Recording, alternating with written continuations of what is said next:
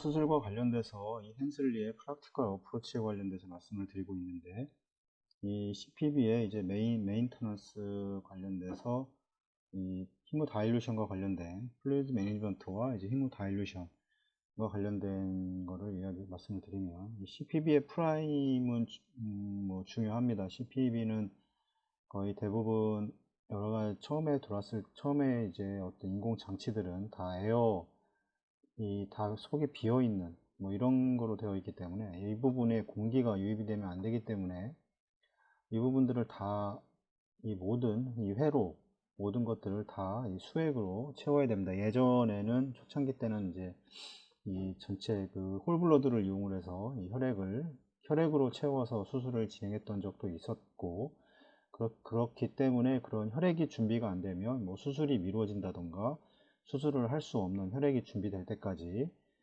그런 과정이 있었는데, 이제 이거를 이 크리스톨로이드를 이용을 해서 이제 프라이밍을 진행을 하면서 이제 그런 문제들이 사라지게 되고, 이 여러 가지 히모다일루션으로 CPB에 관련된 히모다일루션으로 인해서 이 장점과 단점들이 동시에 이제 발생을 하게 됩니다.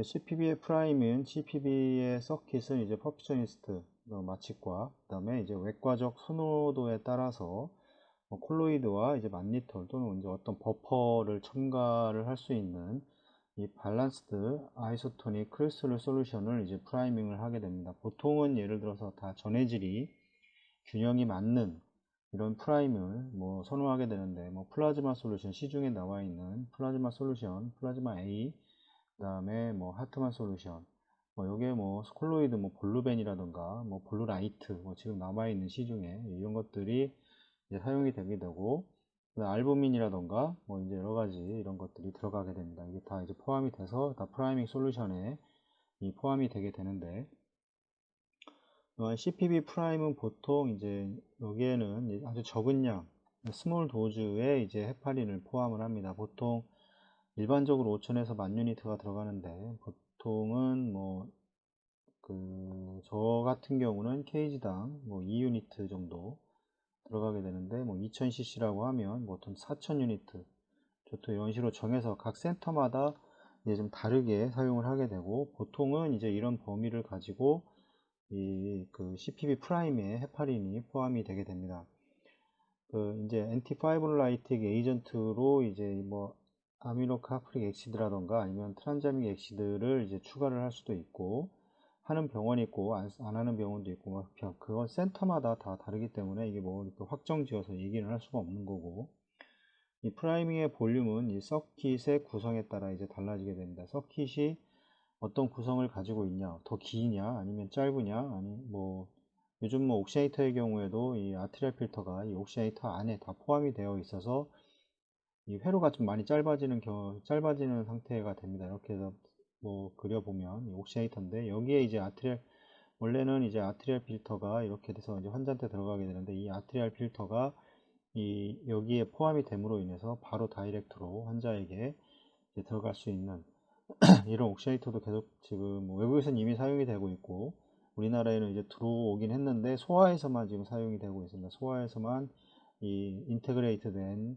아트리얼 필터가 옥시에이터 인테그레이트 된 이제 거를 사용을 하고 있는데, 어덜트는 이제 들어와 있긴 한데 뭐 아직 뭐 보험이라던가 이런 게 되지 않아서 사용할 수가 아직은 없고, 일반적으로 성인용 회로에서는 보통 뭐 2000cc를 넘기지는 않습니다. 보통 1400에서 뭐 2000cc 정도 이 사이 내에서 이제 프라이밍을 하게 되는데, 뭐 회로가 뭐 엄청 길다 그러면 2000cc가 넘어갈 수도 있습니다. 결국에는 이 라인의 처음 중요한 거는 이제 리저버의 이제 볼륨이 어느 정도 유지가 되느냐가 이제 그 프라이밍 과정에서 중요하기 때문에, 뭐 2000cc를 넣는데도 프라이밍 뭐 리저버 레벨이 낮다 그러면 더 넣어야 되겠죠. 그건 이제 라인이 이제 엄청 길다는 겁니다. 옥시에이터나 뭐 아트리얼 필터나 이런 거는 거의 정해져 있는, 센트리퓨갈이나 다 정해져 있는 볼륨량이 있기 때문에, 이거 외에 변수가 뭐냐면 이제 라인의 길이들입니다. 라인의 길이가 길면 길어질수록 이제 그 히모다일루션,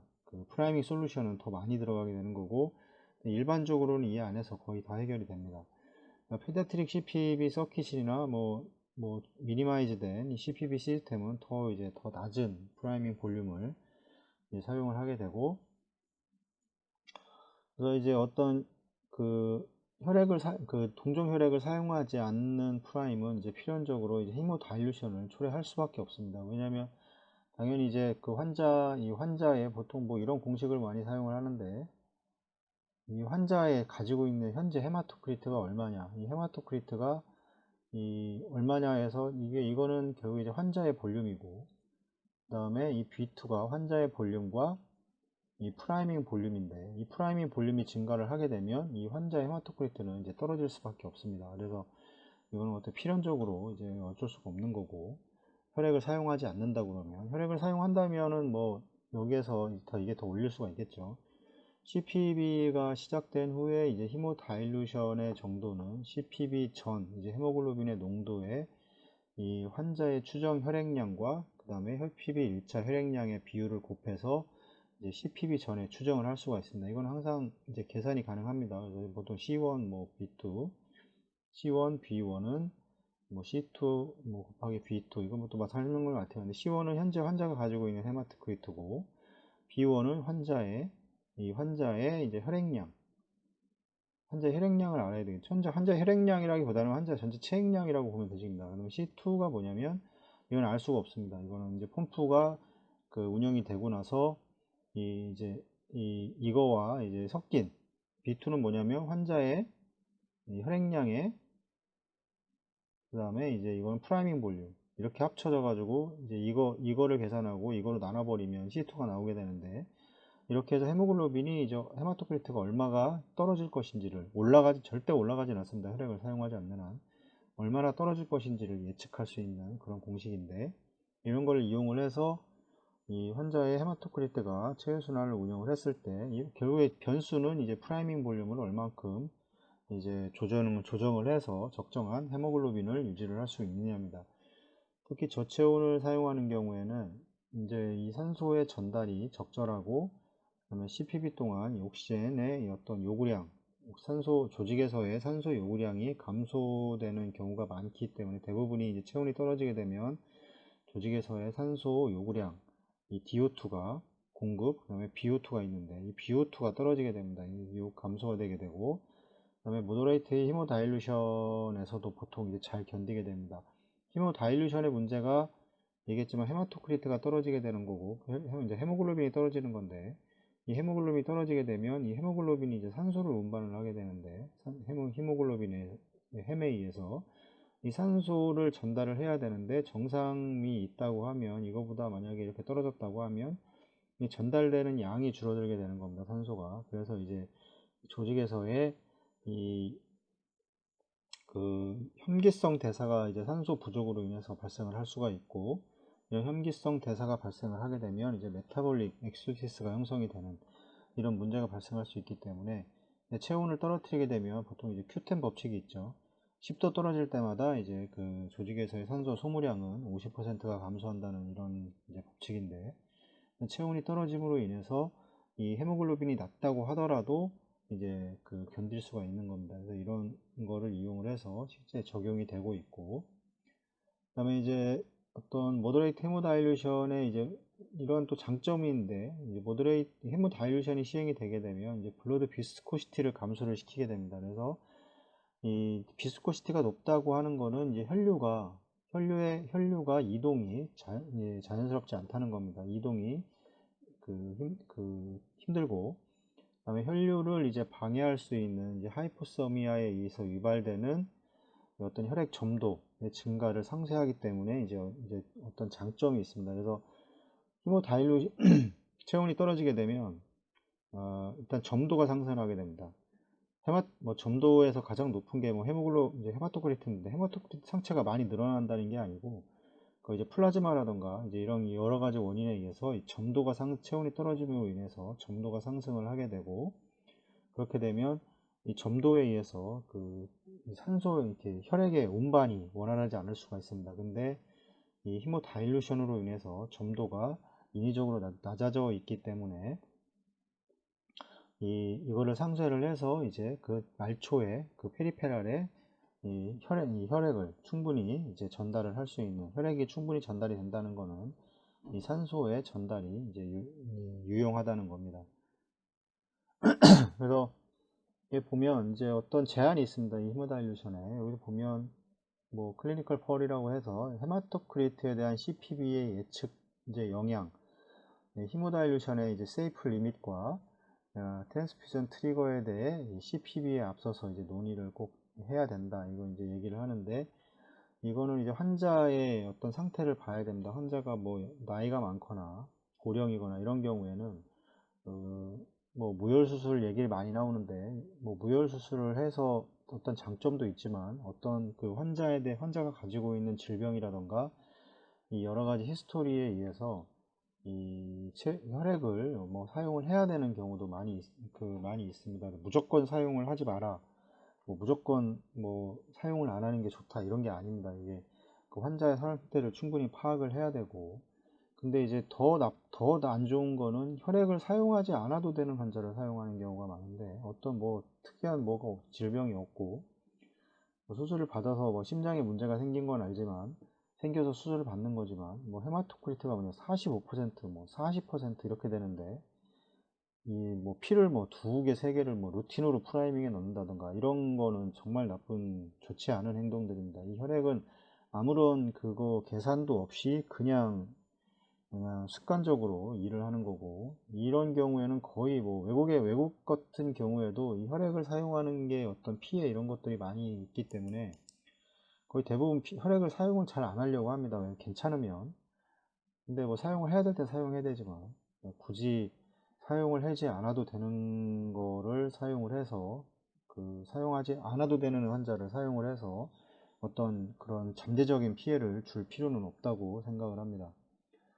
어떤 이 각각의 환자의 이제 CPB 중 이제 히모다일루션의 이제 어떤 안전한 리밋은 잘 알려져 있지는 않습니다. 어떤 동물 실험, 보통 사람한테는 실험하기가 쉽지 않으니까 뭐 동물 실험 등을 통해서 이제 보통 이제 하게 되, 뭐 개라던가 이런 거를 통해서 하게 되는데 어떤 이제 보수적인 접근 방식은 있습니다. 헤모글로빈 레벨이 6.5 미만을 이제 피하는 것입니다. 6.5 밑으로 떨어지는 것을 이제 피하는 것이고 그래서 이제 보통 논문에서도 그 예전에 무혈수술 관련돼서 이제 그 환자한테 적용을 했을 때도 이 보통 기준이 한 6.5였습니다. 이거 이하로 떨어지게 되면 수혈을 하게 되고 이하로 떨어지지 않게 하기 위해 헤모글로빈이 헤마토크리트가 높은 사람들은 큰 문제가 되지 않습니다. 거의 절대로 이렇게 떨어질 일이 거의 없는데 보통 뭐 30%, 뭐 30% 이하의 환자들 뭐 이런 환자들은 대부분이 이제 프라이밍 결국에 이걸 안 떨어뜨리려면 프라이밍 솔루션 자체를 줄여야 되기 때문에 뭐 그 RAP라던가 뭐 이런 것들을 시행을 해서 프라이밍 용량을 줄이기 위한